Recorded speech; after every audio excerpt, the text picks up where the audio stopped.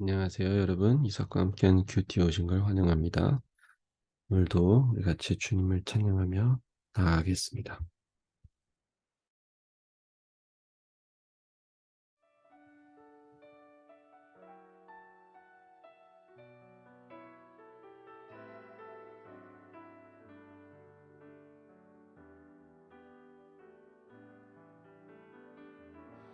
하늘을 볼 겨를도 없이 정신없이 세상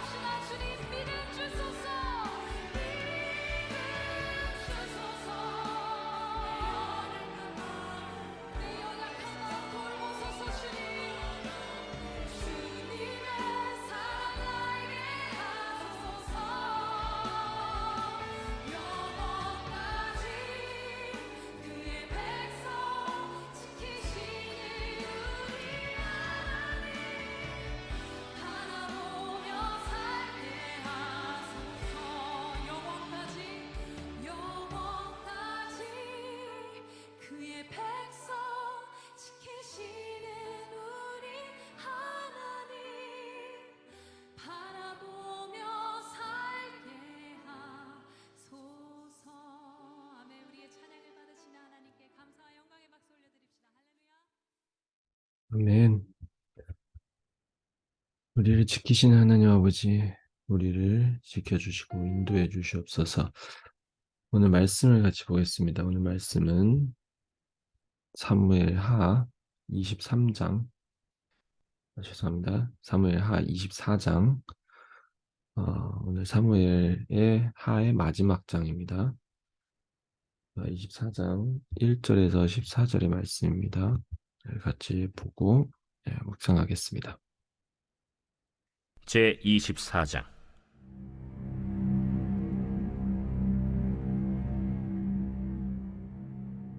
여호와께서 다시 이스라엘을 향하여 진노하사 그들을 치시려고 다윗을 격동시키사 가서 이스라엘과 유다의 인구를 조사하라.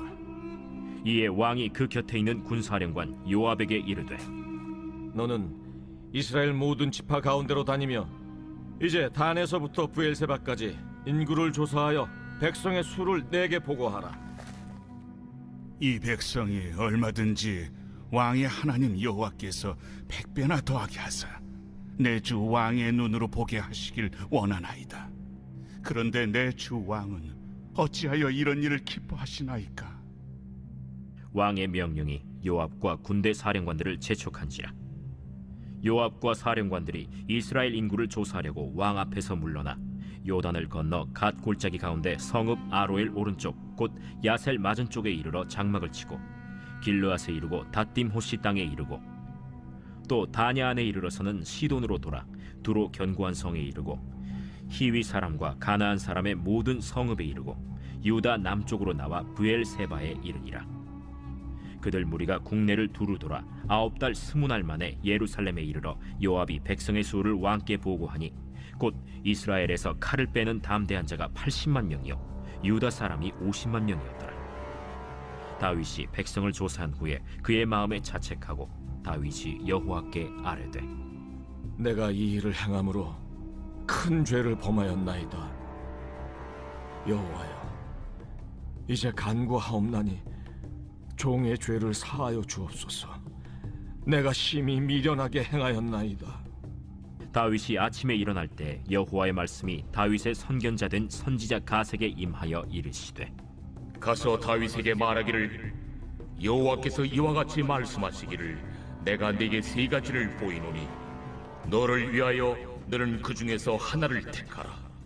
내가 그것을 네게 행하리라 하셨다 하라. 하시니 가시 다윗에게 이르러 아뢰어 이르되 왕의 땅에 7년 기근이 있을 것이니까 혹은 왕이 왕의 원수에게 쫓겨 석 달 동안 그들 앞에서 도망하실 것이니까 혹은 왕의 땅에 사흘 동안 전염병이 있을 것이니까 왕은 생각하여 보고 나를 보내신 이에게 무엇을 대답하게 하소서. 다윗이 가세게 이르되 내가 고통 중에 있도다. 청하건대 여호와께서는 긍휼이 크시니 우리가 여호와의 손에 빠지고 내가 사람의 손에 빠지지 아니하기를 원하노라.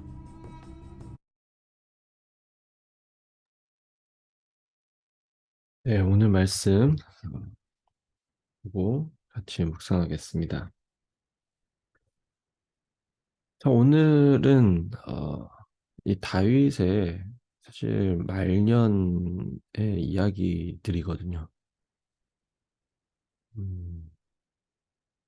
다윗, 그러니까 같이 저희가 사무엘상, 사무엘하 이렇게 계속 보면서 마음에 좀 드는 생각이 있는데 참 다윗은 어떻게 보면은 정말 하나님을 의지하고 하나님을 바라보고 하면서 시작이 되고 그리고 하나님과 동행하면서 그의 전성기를 맞이하고 그러면서 이제 점점 말년에 좀 아쉬움과 안타까움 그런 걸 좀 남기는 그런 삶을 어떻게든 보게 되었어요. 그러면서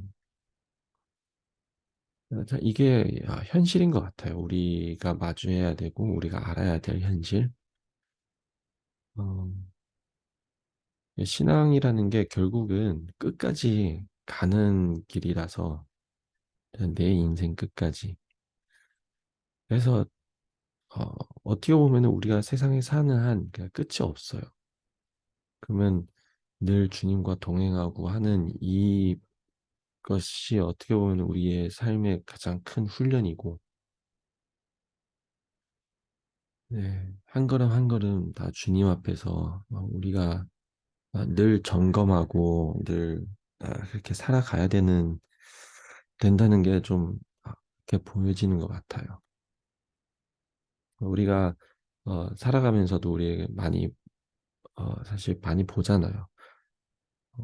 뭐 유명한 목회자 정말 대단하신 분 과거에 한때 한국에 정말 음, 한때 부흥을 일으키시고 이제 많은 사람들이 그분의 말씀과 그분의 삶에 있어서의 정말 많은 어, 네, 감명도 받고 감동도 받고 그분을 통해서 또 하나님을 더 만나고 알게 되고 과거에 그러셨던 분이 이제 점점 나이가 들면서 이제 나이 들고 말년에 좀 안타까운 그런 상황들 그런 것들을 우리가 알게 되면은 마음이 아프고 그러지만 그게 현실인 겁니다.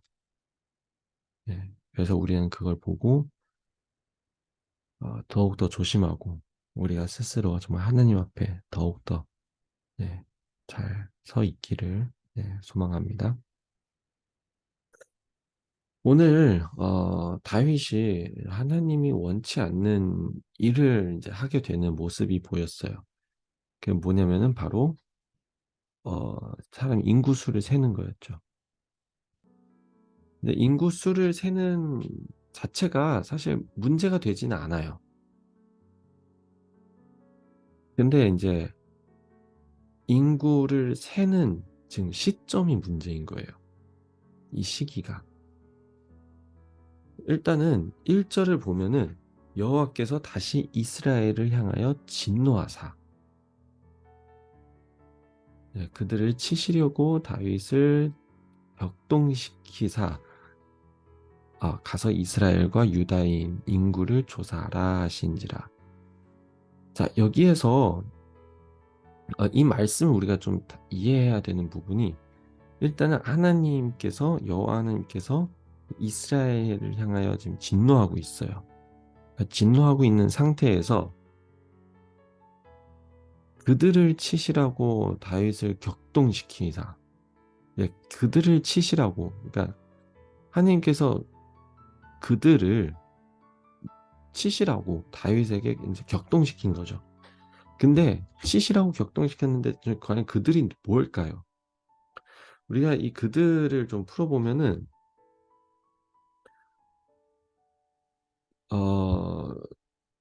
성경에서는 좀 이거 다양한 해석이 있지만 이 그들이라는 거는 결국은 이스라엘 백성들이라고 하기보다 이 백성들을 타락하고 결국 하나님께 분노케 만든 그것들인 거죠.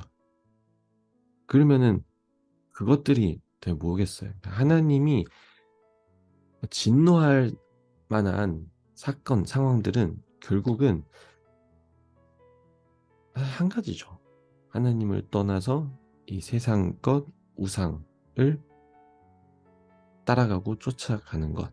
그러니까 한마디로 지금 하나님이 이스라엘 백성들이 하나님을 떠난 마음이 하나님을 떠나고 하나님을 의지하지 않는 이것에 지금 진노하고 있고 그래서 하나님이 다윗에게 이제 그 이스라엘 백성들이 하나님을 떠난 그것을 향하여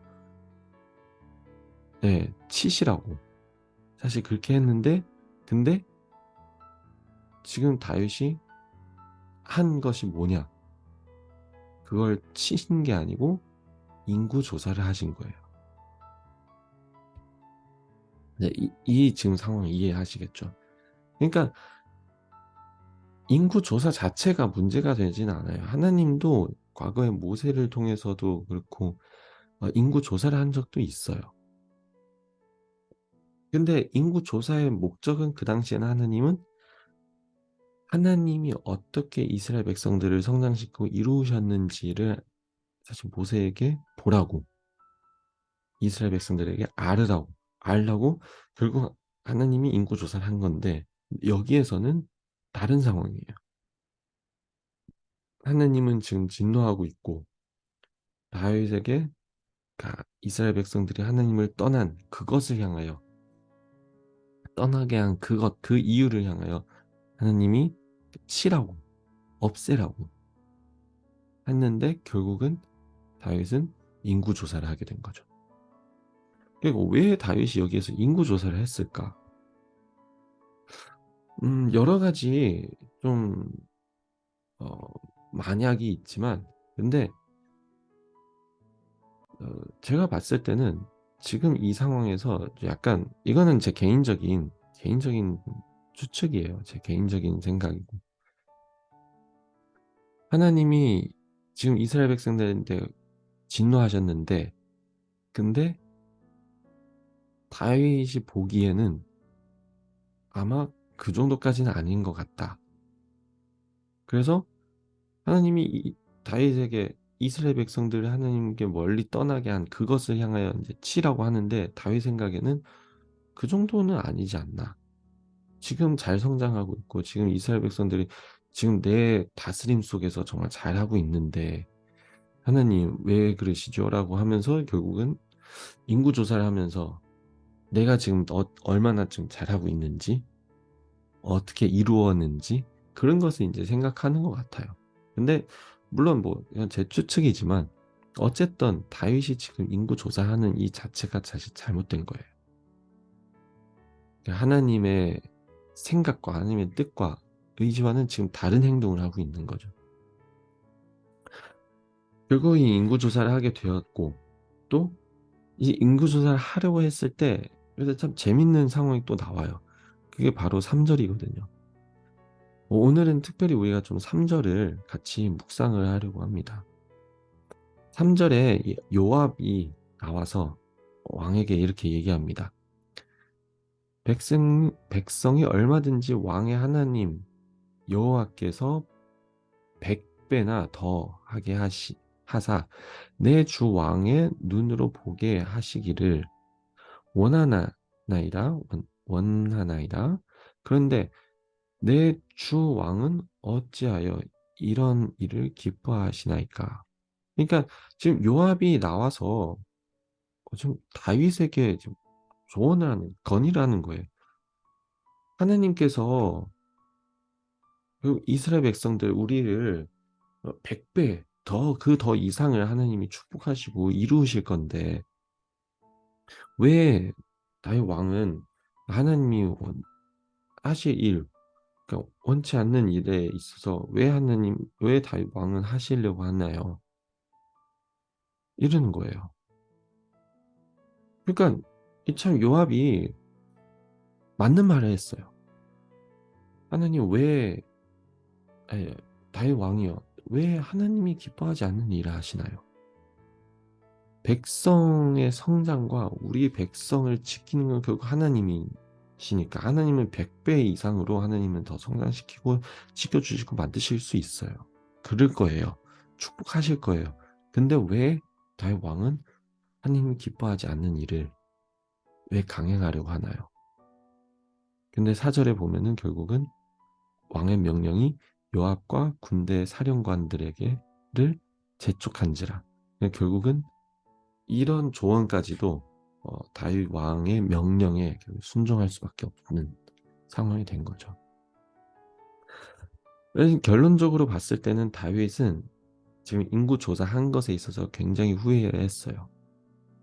근데 그 후회의 시점이 언제냐면은 9개월 20일 이후, 그러니까 인구 조사가 다 끝난 다음에, 그때서야 다윗은 그것을 후회하고 하나님 앞에서 큰 죄를 지었다라고 다시 하나님께 이제 말합니다.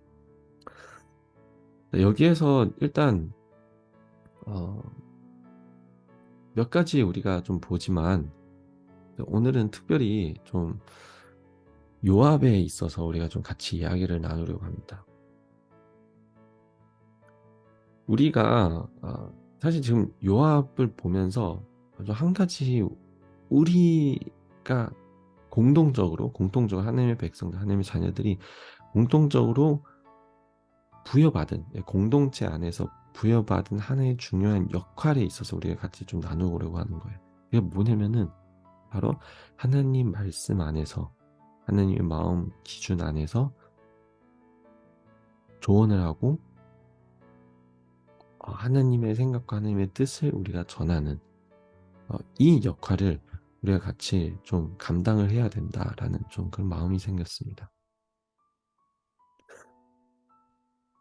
나라를 다스리고 하는 것, 이제 물론 다윗이지만, 근데 나라를 다스리는 거는 결국은 혼자서의 일이 아니라는 거예요. 물론 하나님이 계시고 하나님으로부터 우리가 나라를 다스리고 하지만, 근데 하나님은 결국은 또 사람을 통해서, 공동체를 통해서 이 나라를 다스리고 나라를 이끌고 이렇게 가는 거잖아요. 마찬가지예요. 하나님의 사명과 하나님이 하고자 하는 그 사역에 있어서 결국 혼자서 감당할 수 없는 거예요. 하나님은 사람을 통해서 공동체를 세우고, 공동체를 통해서 하나님의 마음과 하나님의 뜻을 또 이어가는.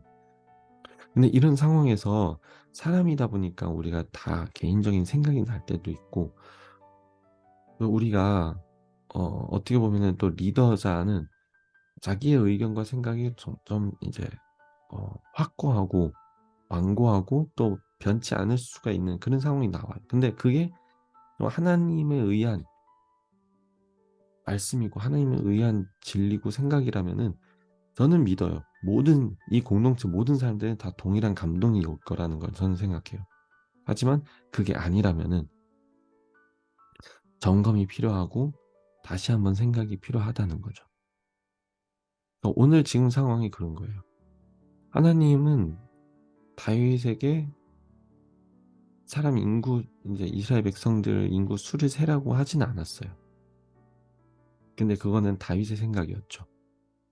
그래서 한마디로 지금 다윗이 하고자 하는 이 일에 있어서는 사람 인구 수를 세는 것, 사람 수를 세는 것은 하나님의 뜻이 아니었어요. 그러니까 하나님이 주신 감동이 아닌 거죠. 그러면은 이 지금 공동체 안에서 이 일에 있어서 같이 다루고 같이 생각하고 서로가 하나님의 뜻과 마음과 그것을 같이 토론할 수 있어야 되는 상황이 돼야 되는 거예요. 그러니까 요압이 어쨌든 첫 발을 디뎠죠. 왕에게 아뢰고 이건 하나님이 기뻐하시지 않는 일인 것 같습니다. 라고 이제 얘기했어요. 그런데 하지만 결국은 왕의 명령에 이제 강행으로 결국 이 일을 하게 된 거죠. 사람 수를 세게 된 거예요. 그러니까 이거는 리더든지 같이 이 공동체에 속한 임원이든지 우리가 주님 안에서 서로가 서로를 위해 하나님의 마음을 우리가 전하고 나누고 같이 토론하고 때로는 이런 조언과 그런 것을 듣고 나눌 줄 알아야 된다는 생각이 좀 들었습니다. 이게 굉장히 중요한 것 같아요. 네, 한국 사회가 점점 과거도 그렇지만 굉장히 좀 뭐랄까 권위주의가 좀 강해요. 특히 교회에서도 그렇고 많은 뭐 기업이나 사회적으로도 그렇고 권위주의가 많아요. 근데 이 권위주의가 때로는 좋지만 단점도 좀 많아요. 결국은 그 권위자 한 분이 어떻게 되냐에 따라서 그 공동체가 뭐 잘 되고 망하기도 하고 좀 그런 경향이 있거든요. 그러니까 하나님이 세우시는 공동체는 결국은 서로와 같이 정말 여기 중국어로 하자면은 인아이신소 정스화 사랑으로 진실을 얘기할 수 있는 그런 관계가 형성돼야 되지 않을까. 그래야지만 정말 하나님이 기뻐하고 하나님이 세우시는 공동체인 것 같아요.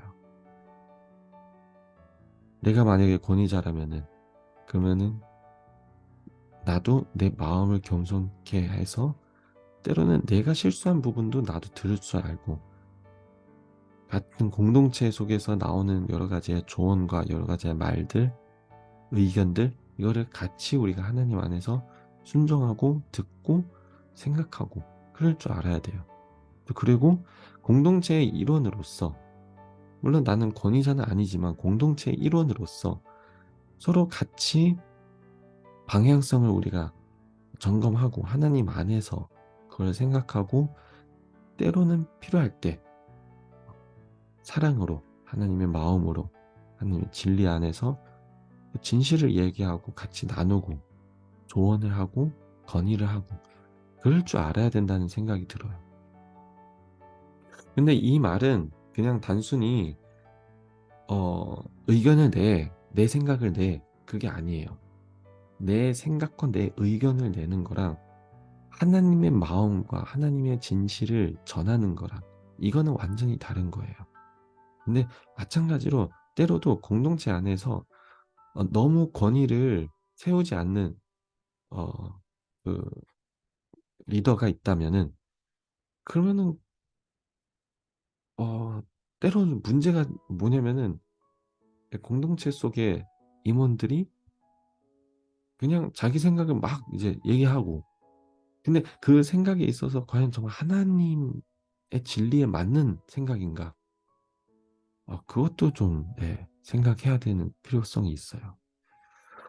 어쨌든 하나님이 세우시는 공동체는 권위주의가 아니에요. 그 한편으로 권위주의죠. 권위. 그 권위는 무조건 하나님뿐이에요. 하나님의 진리. 그래서 그 진리 안에서 우리가 같이 서로가 나누고 서로가 하나님 안에서의 사랑으로 진실을 나눌 줄 알고 그래야 되는 거예요. 그런 공동체가 세워지길 소망합니다. 안 그러면은 결국 오늘 말씀의 가장 큰 피해자는 안타까워요. 다윗이 아니에요. 가장 큰 피해자가 다윗도 아니고 공동체의 일원도 아니고, 또 가장 큰 피해자가 결국 백성이었거든요. 백성들이었어요. 이게 가장 안타깝고 참 안쓰러운 일인 것 같아요. 늘 교회에서 권위자와 또 재직분들, 직분자들, 그런 싸움과 그런 분쟁 속에서 늘 상처받고 하는 건 결국은 성도들. 참 이런 구도가 참 마음 아픈 일인 것 같습니다. 같이 기도합니다. 하나님, 우리가 정말 주님 안에서 하나님 기뻐하는 공동체를 세워나가기 위해서 때로는 권위자로서 권위를 내려놓을 줄 알고 겸손할 줄 알고, 그리고 때로는 우리가 임원으로서 하나님의 진실 속에, 진리 속에 사랑으로 하나님의 말씀과 하나님의 뜻을 우리가 같이 의견을 낼 수 있고 서로 같이 검토를 할 수 있는 그런 아름다운 공동체가 세워질 수 있도록 주님 축복해 주시옵소서. 주님이 중심되어 주시옵소서. 모든 공동체 속에서 하나님의 진리만이 우리의 기준이 될 수 있도록 주님 축복해 주시옵소서. 감사하며 예수님 이름으로 기도합니다. 아멘. 여러분 축복합니다. 어디에 있든지 하나님의 진리에 있는, 진리가 기준되는 공동체가 세워지기를 축복합니다.